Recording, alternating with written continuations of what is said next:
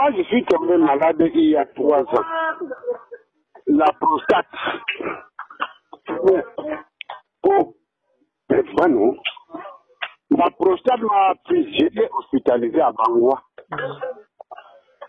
Mon petit frère, là, le milliardaire, il est venu me saluer la nuit et payer les frais de l'hôpital. Oui. Parce qu'il faut être honnête, il faut dire la vérité.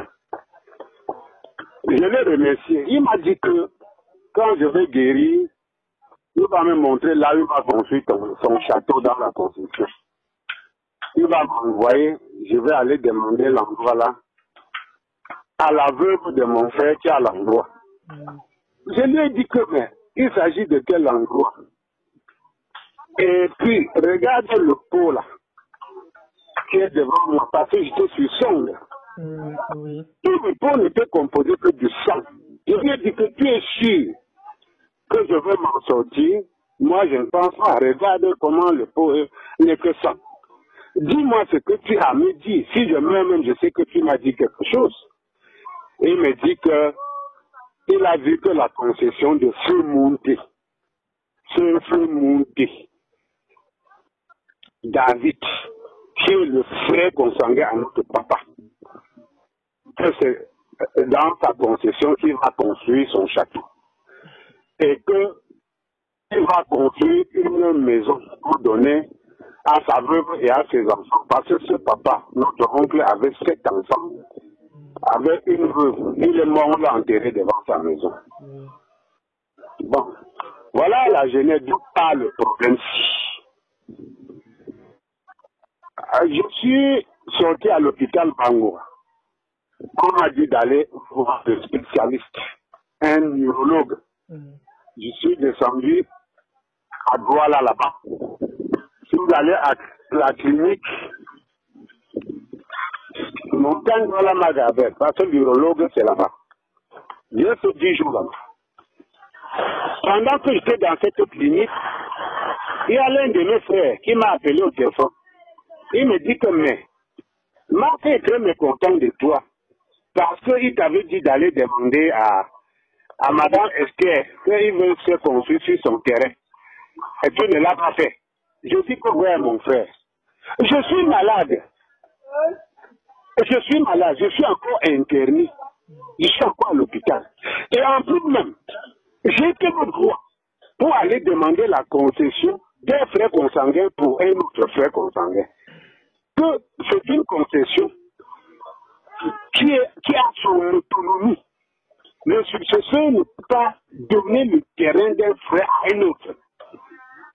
Il faut que vous-même, vous allez voir Madame Esther avec ses enfants, négocier avec elle. Parce que si c'est moi qui pars, c'est comme si j'étais en train de la chasser dans la concession. Est-ce que vous me suivez?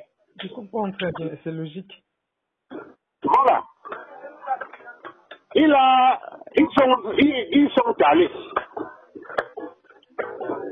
Je n'étais pas, j'étais encore à l'hôpital. Madame a dit qu'elle va voir ses enfants pour en discuter avec eux.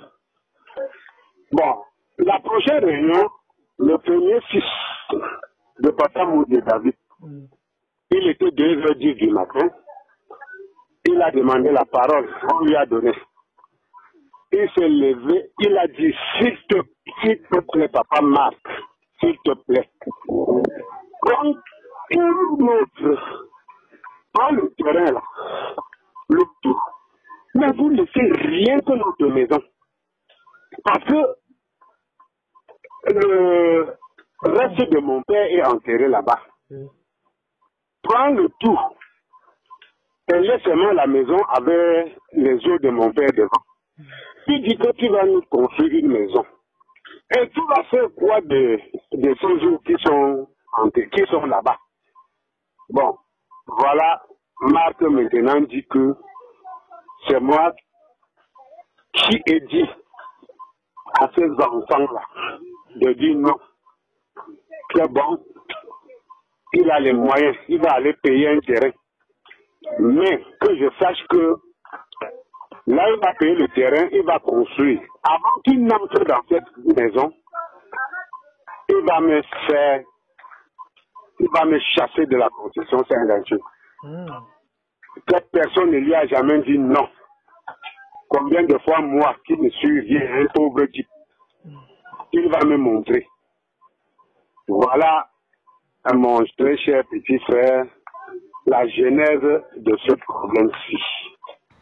Alors, le problème de Saint-Gantieu, le vrai problème qu'il a dans sa concession, c'est parce que son frère consanguin, qui s'appelle Wenko Mark, est venu dans la concession. Il a sollicité un site qu'il a intéressé, bien placé. Mais or, leur frère consanguin était enterré sur cette parcelle, avec une maison de crâne. Bon. Il voulait déguerpir et déterrer les crânes, le reste de ce monsieur, pour mettre son château. Alors, Sanga Tchulewu aussi a dit que non, c'est cette dame, c'est la dame du défunt et ses enfants qui peuvent intervenir dessus. Moi, je n'ai rien, je ne vais pas moi prendre la concession d'un frère consanguin et te remettre. Il faut aller voir les concernés. Alors, l'autre est parti les voir. Les enfants ont refusé. Les enfants ont dit que tu peux prendre tout le reste de terrain. Mais là où notre père est enterré, on ne peut pas déterrer le reste de notre papa. Alors, c'est alors que Winkoma a dit maintenant que c'est Sangan Tchouloulou qui a refusé, qui a montré les enfants de lui refuser qu'on lui donne ce parcelle. Il va maintenant à l'unité, il achète un terrain.